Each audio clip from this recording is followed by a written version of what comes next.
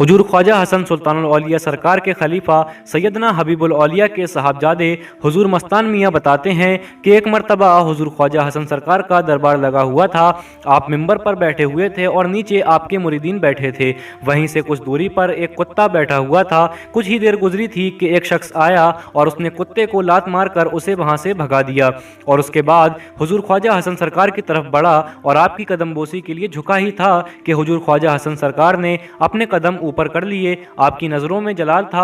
हुजूर ख्वाजा हसन ने फरमाया कि उस कुत्ते ने तेरा क्या बिगाड़ा था जो तूने उसके लात मारी।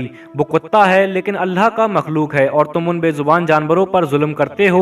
इसके बाद आपने फरमाया कि तुझे इसका हर्जाना भुगतना पड़ेगा। हुजूर मस्तान मियाँ फरमाते हैं कि एक मरतबा वो शख्स हमारे वालिद साहब के पास आया और सारा वाक़या बताया और कहने लगा कि हुजूर उस दिन से मैं जहाँ भी जाता हूँ कुत्ते मेरे ऊपर भौंकते हैं। आप सरकार के खलीफा हैं, मेरे लिए दुआ कर दें कि हुजूर मुझे माफ़ कर दें।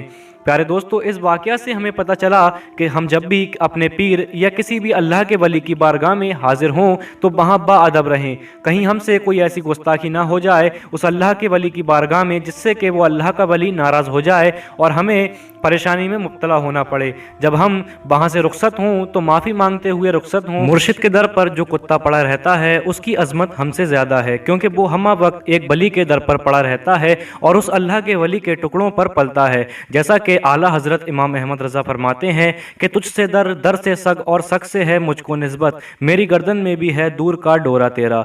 दोस्तों, सूफिया इकराम का तरीका रहा है कि वो अपने आप को सबसे छोटा समझते हैं।